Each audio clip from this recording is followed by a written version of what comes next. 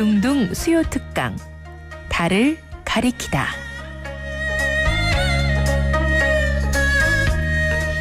매주 수요일 코너입니다. 달을 가리키다.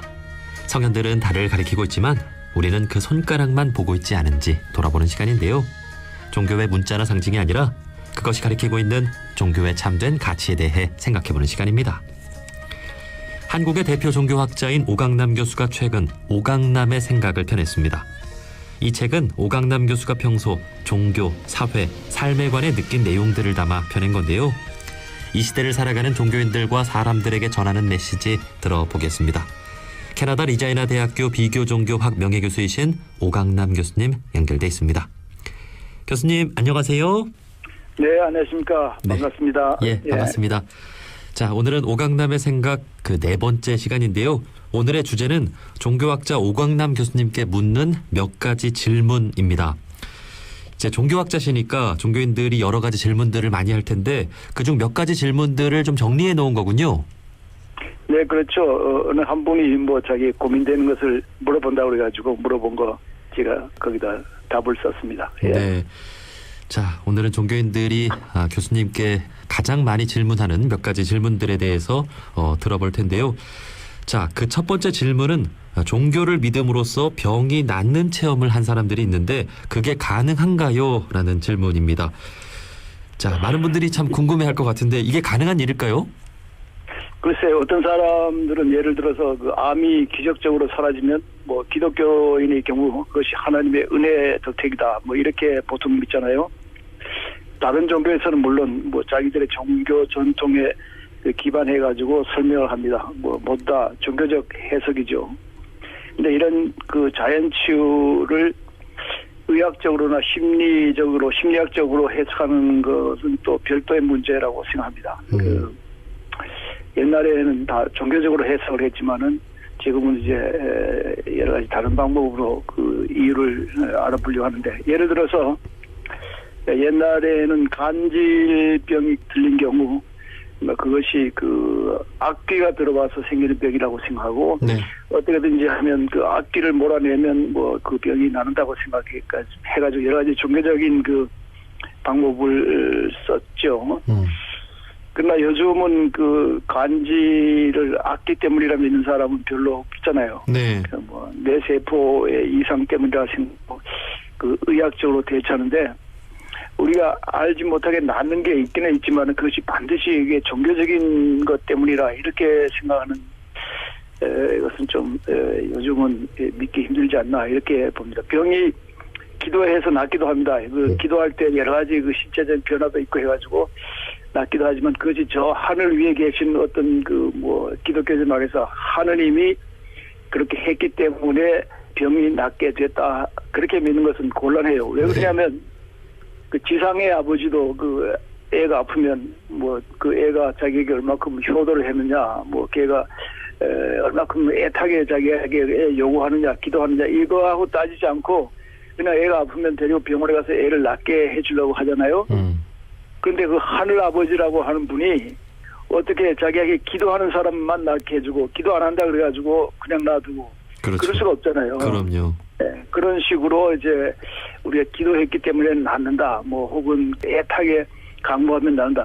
그거는 요즘 그 우리 상식으로 생각해도 그 믿기가 힘든 그런 일이 아니겠어요? 그렇습니다. 예. 그 어떤 종교를 믿음으로써 또 기도를 함으로써 병이 낫는다면 그 종교를 안 믿을 사람이 없겠죠. 예. 그리고 그렇죠, 예. 과거에 이제 옛날에는 어떤 그 특히 정신적인 어떤 병이 있을 때 뭐 악귀가 들어왔다라고 해서 어떤 종교적인 그 해법을 통해서 치유하려는 그런 시도도 있었습니다만은 지금은 그런 것들이 다 의학적으로 또 심리학적으로 밝혀지고 했기 때문에 더 이상 어떤 종교를 믿음으로써 혹은 어떤 기도를 통해서 병이 낫는다라고 믿는 사람은 별로 없을 것 같습니다. 그렇죠. 그 우리가 뭐 자비로운 하느님이라는 것을 가정한다면 그 자비로운 하나님이 어떻게 선택적으로 어떤 사람에게는 병을 고쳐주고 어떤 사람에게는 그 병 들어도 그냥 내몰라라 이렇게 놔둘 수 있는가, 뭐 이런 생각을 할 수가 없잖아요. 예. 네. 그러니까 사실 모든 일들에 대해서 하나님 덕분으로 돌릴 수 있고 또 어떤 원망할 거리에 대해서 또 종교 탓으로 돌릴 수 있고 제 종교인들이 그런 경향이 있는데 제 귀에 걸면 귀걸이, 코에 걸면 코걸이라는 속담이라고도 볼 수 있겠네요. 예, 그럴 수 있죠. 예. 해석의 문제예요, 결국은. 예. 예. 자, 그리고 교수님께 종교인들이 많이 하는 질문 그 두 번째는 기독교가 시작된 것이 예수님의 부활 사건 때문인데 부활이 역사적 사실인가요? 라는 질문입니다. 이것도 참 궁금하네요. 글쎄, 그 예수님의 부활에 대한 이야기는 뭐 신학적으로 여러 가지 해석이 가능합니다. 뭐 한 가지 그 해석이 있는 게 아니고, 그런데 한 가지 분명한 사실은 그 사복음서, 성경에 보면 그 사복음서가 있잖아요. 사복음서 중에 제일 먼저 쓰여진 복음서가 마가복음서인데, 네. 그 마가복음서 제일 오래된 사본에는 그 부활에 대한 이야기가 없어요. 그래서 이제 나중에 마가복음 그 끝부분에 그 부활에 대한 얘기가 덧붙여진 것이 그건 확실합니다. 그건 성경학자들이 다 한 얘기인데. 그건 그렇고 그 열애 전에 그 캐나다 연합교회 총회장이 된 그 빌 핍스라고 하는 분이 있었는데 빌 핍스 목사 총회자가 됐기 때문에 이제 기자가 인터뷰를 했는데 그 기자가 예수님의 부활을 믿느냐고 물어봤어요. 그랬더니만 그 총회장이 예수님이 부활해서 내 마음속에 지금 살아계신다 이렇게 얘기했거든요. 네. 그러니까 기자가 그러면 그런 게 아니라 예수님 무덤에서 걸어 나와가지고 돌아다니셨는가 이렇게 물어보니까 그 총회장이 그런 것은 나는 역사적인 사건이나 과학적인 사실로 믿지는 않는다. 뭐 이렇게 얘기를 했어요. 캐나다 최대의 교단의 그 총회장이 그런 말을 했습니다. 그게 이제 발단이 돼가지고 아주 보수적인 그 교파나 특히 한국 교회에서는 그런 사람이 어떻게 기독교인이 될 수 있는가? 총회장은 고상하고 네. 뭐 이런 얘기가 있은 적이 있었죠. 예. 우리나라 그 교계의 어떤 총회장 그 목사님들께도 이런 질문을 해보고 싶네요. 그럼 뭐 그 우리나라는 뭐 절대 다수가 이제 근본주의 기독교이기 때문에 그런 질문 자체가 뭐 말이 안 되는 거라고 야단하겠죠. 그러니까 예수님이 몸이 다시 살아나서 걸으셨고 하늘로 올라가셨다라고 하는 것을 역사적인 사실로 믿는 사람들이 우리나라에 많다라는 거군요. 그렇죠. 예. 예. 그렇다면 부활의 진정한 의미는 이 캐나다 연합교회 그 총회장 그 목사님께서 해주신 말씀대로 어떤 정신적인 어떤 의미가 있는 걸까요? 종교 거의 모든 종교에서 뭐 다 죽고 새 사람이 된다 하는 얘기를 해요. 그러니까 옛 사람에서 죽고 새 사람으로 부활하는 것이 뭐 죽음과 부활의 종교적인 의미다 이렇게 볼 수 있습니다. 특히 우리나라 유영모 선생님이 종교에서 가장 중요한 것이 뭐냐? 제나라는 게 지금의 나예요. 제나에서 얼라, 영적인 나 그런 것으로 바뀌는 건데 그걸 선남이라고 그랬습니다. 부활이라는 말을 그분은 한국말을 써가지고 선남 이렇게 제나에서 얼라로 선남이 종교에서 가장 중요한데 이것을 도와주는 종교라면 어떤 종교라도 좋다 하는 것이 이제 유영모 선생님의 태도예요. 그러니까 종교적 그 자세인데 그 바울에 가보면 이런 말이 있어요. 우리가 부활이 없다면 우리의 믿음이 헛것이고 우리는 불쌍한 사람이 될 수밖에 없다. 뭐 이런 얘기를 했거든요. 그런 것을 이제 사람들은 우리가 무덤에 들어갔다가 뭐 부활이 돼가지고 이제 무덤에서 올라온다. 뭐 이렇게 생각하기 쉬운데 그 바울이 그 한 말 중에 그 끝에 보면 자기가 자랑할 것은 자기가 나는 날마다 죽노라 하고 했거든요. 네. 근데 날마다 죽노라 하는 걸 보면 무덤에 들어가다 다음날 뭐 날마다 올라오고 또 무덤에 들어가는 날로 그런 죽었다 또 살아나고 이런 게 아니고 지금의 나 아까 말한 그 제나에서 매일 죽도록 연습하고 매일 거기서 다시 살도록 그렇게 하는 그런 그 영적인 의미가 있지 않는가 이런 생각이 듭니다. 네. 그래서 바울의 말을 좀 다시 해석해 보면 그 영적인 죽음과 부활을 체험하지 못한 사람이라면 그런 사람의 믿음은 헛것이다. 뭐 이렇게 볼 수가 있는 거죠. 네. 우리가 종교를 믿음으로써 그 새 사람이 된다라는 말을 하잖아요. 예. 원불교에서도 입교를 할 때 그 법명을 줍니다. 새 이름을. 예. 뭐 천주교나 개신교도 다 마찬가지로 세례명을 또 주면서 이전에 개신교는 안 주지만 천주교에 주죠. 예. 아 그렇군요. 예. 예. 이전에 나는 죽었으니 앞으로 새 이름대로 어떤 성현의 가르침대로 살아라 하는 의미로 이렇게 법명이나 이렇게 세례명을 주는데 이것이야말로 어떤 새 사람으로 살아가라는 이 부활의 의미가 아닌가 하는 생각도 드네요. 그렇죠. 예, 새 사람으로 살아간다 하는 종교적 예식이죠. 예. 네. 자, 그리고 세 번째 질문으로 넘어가겠습니다. 자, 종교학자 오강남 교수님께 많은 사람들이 묻는 그 세 번째 질문. 신을 믿는 것이 안 믿는 것보다 무한대로 낫다는 파스칼의 논증에 대해 어떻게 생각하십니까? 라는 질문인데요. 이건 어떤 질문인가요? 그 파스칼이라고 프랑스의 철학적인 수학자잖아요. 그분이 그 한 말 중에 소위 말하는 도박 논증이라는 게 있습니다. 도박. 신을 믿는 거하고 도박하고 관계가 된다 이런 얘기인데 신이 있는 데다가 자기가 돈을 걸었다가 신이 있으면 그건 다행이고 대박이에요. 그러나 신이 없어도 잃어버릴 게 별로 없어요.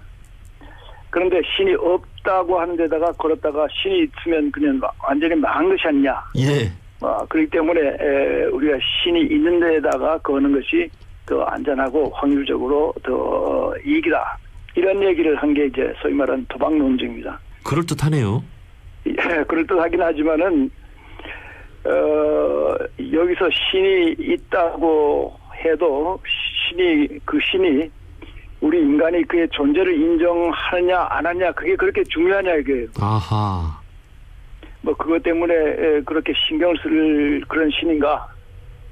우리가 없다고 했다 그래가지고 이놈은 안 되겠다 이렇게 할 그런 신이라면 그건 좀 이상스러운 신이 아닌가 이렇게 볼 수 있는 거죠. 네. 예. 하여튼 그 도박 논증이 그 여러 가지 신 존재 논증 중에 하나입니다. 예. 그러니까 신이 있을 수도 있고 없을 수도 있는데 기왕이면 없다는데 거는 것보다는 있다는데 거는 것이 낫지 않냐라는 건데요. 그렇죠.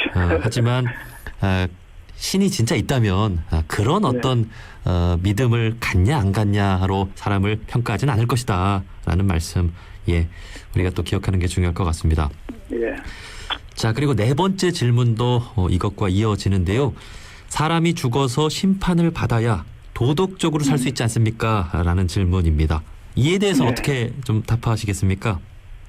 이것도 독일 철학자 이마누엘 칸트의 생각에 빗대서 하는 얘기 같은데, 칸트는 뭐라고 그러냐면 이 세상에는 악한 사람이 잘 되고 또 착한 사람이 고생하는 일이 비일비재한데 이거 공평하지 않은가?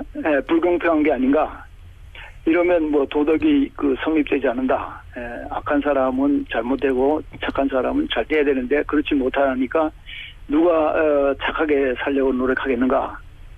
그렇기 때문에 그렇게 되면 도덕이 성립되지 않으니까 내세가 있어야겠다. 내세 와서 그 불공평한 것이 없어지도록 해야 된다. 네. 그렇기 때문에 내세가 있어야 되는데 내세만 있어야 되는 게 아니라 그런 것을 심판할 그런 아주 힘 있는 어떤 존재가 있어야 되는데 그게 바로 신이다 이런 거거든요. 네.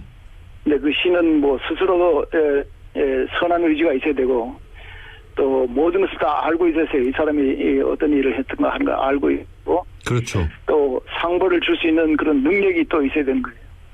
그래서 이런 걸 모든 것을 갖춘 것이 신이고 그 신이 내세에 있어야 한다 하는 것이 칸트가 말하는 신 증명입니다. 네. 그게 이제 소위 말하는 요청으로서의 신이에요.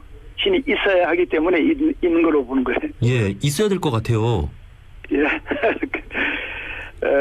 뭐 그게 칸트의 생각인데 어느 면에서는 그런 신이 있으면 우리의 지금의 삶이 좀 더 뭐 착하게 될 수도 있다 이렇게 볼 수 있잖아요. 네. 근데 그 캐나다의 그 UBC라는 대학의 그 심리학과 교수, 사회심리학과 교수가 쓴 책이 있는데 거기에 제가 긴 그 서문도 써줬는데 그 책이 우리말로도 번역이 돼 있어요. 네. 그 거대한 신들 한 거 이렇게 가지고인데 그 사람 말에 의하면 옛날에는 그런 신이 필요했어요. 신이 이제 위에서 딱 내려다보면서 착한 사람, 뭐 악한 사람 이렇게 다 구별하고 뭐 이렇게 하는 그런 그 신이 필요했지만은 지금은 그런 신이 아니라도 뭐 사업주에도 뭐 또 뭐 경찰 또 법원 뭐 카운슬러 이런 같은 제도가 있어가지고 옛날에 있던 그 신을 대체할 수 있게 됐다 이거예요. 네.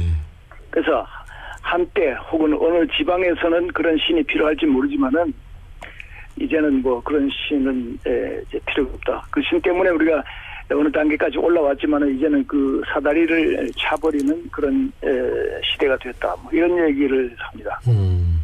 근데 그 내세 심판이 무서워가지고 심판이 두려워가지고 내가 착한 사람이 되겠다. 그런 윤리적인 사람이 되겠다. 이렇게 생각하는 것은 어느 정도 뭐 초보자에게는 필요하지만은 그것을 계속 유지한다는 것은 어쩔 수 없이 삶이 그 아주 불안해지는 거예요. 노심초사해지는 거예요. 네.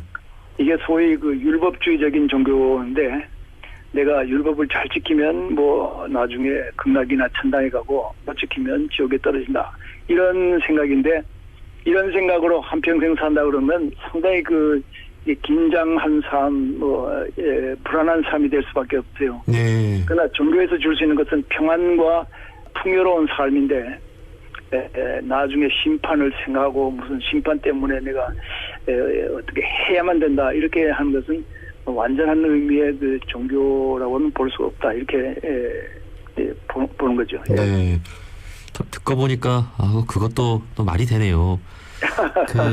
말이 되는 게 맞네요. 이렇게 착하게만 살면 좀 억울하잖아요. 또 악한 사람이 잘 되는 경우도 많으니까 좀 어떤 죽어서 나중에 좀 이런 것들을 심판해 줄 수 있는 어떤 신이 있었으면 좋겠다라는 생각을 하는데 사실 그 신이 있다고 믿고 살면 참 내 사소한 잘못들에 대해서도 참 괴로울 것 같고 나중에 어떤 심판을 받을까 두려울 것 같고 좀 그럴 것 같습니다. 그러니까 이중적인 그런 뜻이 있어요. 그러니까 어떤 경우에는 그게 좋을 수도 있지만은 궁극적으로는 그런 소위 말하는 그 인과응보, 상벌에 의한 종교는 정말 우리에게 풍요로운 삶을 주기에는 좀 모자란다 이렇게 볼 수 있죠. 네. 우리가 어렸을 때 이제 부모님의 칭찬을 받으려고 공부 열심히 하는데 사실 그런 어떤 보상을 바라고 하는 공부는 행복하지가 않잖아요. 그렇죠. 스스로 어떤 정말 행복과 어떤 만족을 위해서 자아 성취를 위해서 스스로 하는 공부가 의미가 있고 행복하듯이 어떤 그런 대가를 생각하면서 인생을 살면 안 되겠습니다. 그렇죠. 그런 거를 뭐 어떤 그 철학자는 그런 것은 노예윤리라 해요. 노예윤리. 자발적으로 독립적으로 하는 게 아니라 어떤 그 노예는 이렇게 하라 하는 명령에 따르기만 하잖아요. 네. 그러니까 종교에서 주는 그런 율법이라든가 명령에 따르기만 하는 그런 그 윤리는 노예윤리다 이렇게 말하는 사람도 있죠. 그 원불교에도 그 주인된 삶이 있고 또 머슴된 삶이 있다는 비유를 하는데. 그래요? 그 머슴의 삶이 아니라 시켜서 하는 그런 삶이 아니라 저 주인으로서 이 세상을 좀 이렇게 자주력을 갖고 그렇게 살아가야 되겠습니다. 그렇죠. 자, 이렇게 교수님께서 평소에 종교인분들께 많이 받는 질문들에 대해서 이렇게 답을 해 주셨는데요. 자, 평생 다양한 종교를 공부해 오셨으니까 또 더 다양한 또 질문들을 많이 받아 오셨을 것 같습니다. 어떤 질문들이 좀 많이 있어요? 제일 많이 받는 질문 중에 하나는 뭐 신이 존재하느냐 하는 질문이 있고 또 죽음 다음에는 어떻게 되느냐 이렇게 하는 질문이 있는데 예, 신이 존재하는가 하는 것은 그 어떤 종류의 신을 말하느냐. 예? 저 수염이 뭐 하얀 수염을 가지고 저 하늘 위에 우리를 내려다보는 그런 신을 얘기하느냐. 그런 신이라면 그런 신은 존재할 수 없어요. 뭐 신이 그 하나의 인격체로서 뭐 우리 하는 일 모든 것을 관찰하고 모든 것을 지배하고 모든 것을 이끄는 그런 신이라면 우리는 지금 현재 그걸 받아들일 수 없잖아요. 예를 들어서 그런 신이 있으면 왜 이런 역병이 이제 돌고 뭐 세월호 같은 그런 그 억울한 일이 있도록 놔두겠느냐. 그러니까 그런 신은 뭐 우리가 상상할 수가 없고, 신이 있다 그러면 뭐 그 신학자 폴 틸릭이라는 신학자가 말한 것처럼 그 존재의 근원, ground of being 이런 정도의 궁극 실제. 동양에서는 도라 그럴까 무슨 뭐 혹은 그 업이라 그럴까 뭐 그런 그 우주적인 그 원리가 뭐 할 뿐이지 그런 그 인격적인 신이 뭐 하나하나 지배한다 뭐 이런 거는 이제 믿기 힘들죠. 그리고 또 뭐 죽음에 대해서 죽음을 어떻게 생각하느냐. 죽음에 대한 뭐 각 종교의 그 이론들은 다 있죠. 그러나 우리가 흔히 아는 얘기는 그 우선 공자님이 뭐라고 그랬냐면 미지생 언지사, 우리가 사는 것도 제대로 아직 알지 못하는데 어떻게 죽음에 대해서 알겠는가 뭐 이런 얘기를 하면서 중요한 것은 지금 여기에서 삶을 충실하게 사는 것이 중요하다 이런 얘기를 했고, 또 부처님의 경우는 뭐 아주 뭐 어려운 질문들을 많이 하는 제자가 있었어요. 뭐 죽은 다음에 어떻게 됐냐를 포함해서 이 세상이 뭐 어떻게 끝났냐 뭐 이런 그 질문을 할 때 부처님이 무슨 얘기를 하냐면 어떤 젊은이가 독화살을 맞았던 거예요. 그러면 친구들이 가가지고 그 독화살을 빼주려고 그러니까 그거 아직 그러지 말라고, 이 독살을 이 활을 쏜 사람이 누군지 알아야 되겠고 이 화살의 종류가 어떤 나무로 만들었는지 그것도 알아야 되겠고 독은 어떤 종류의 독을 썼는지 알아야겠다. 뭐 이렇게 하면서 그러면 어떻게 하는 거예요? 그런 것을 묻기 전에 우리가 가지고 있는 이런 괴로움을 없애는 것이 중요하다. 네. 그러니까 이 삶을 중요해야지 나중에 뭐가 될 거냐, 뭐 죽은 다음에 어떻게 될 거냐 이거에 대한 관심은 부차적이다. 뭐 이런 얘기를 하는 것이 있습니다. 네. 그러니까 신이 있냐 없냐, 신이 무엇이냐, 혹은 죽어서 어떻게 되냐 이런 어떤 우리가 당장 알 수 없는 질문들에 대한 것보다는 우리가 살아가면서 더 행복하게 또 이웃과 다 함께 살아가는 데 있어서 어떤 현실에 집중하자라는 말씀이군요. 그렇죠. 예. 예. 지금 여기란 말을 많이 쓰는데 지금 여기 here and now 그런데 그거는 전에부터 심층 종교에서 강조하는 겁니다. 지금 여기 영어는 here and now로 그러고 라틴 말로는 hic and nunc, hic and nunc 이런 말을 씁니다. hic et nunc. 예. 하여튼 이런 뭐 질문들이 뭐 쓸데없다고는 볼 수 없지만 이런 것보다는 우리가 오늘을 살아가는 데 있어서 더 집중하고 더 사랑하면서 또 어떤 고통을 없애는 데 우리가 함께하는 그런 삶을 살아갔으면 좋겠습니다. 예. 자, 캐나다 리자이나 대학교 비교종교학 명예교수이신 오강남 교수님과 오늘도 오강남의 생각 나눠봤습니다. 교수님 오늘 말씀 고맙습니다. 네, 고맙습니다.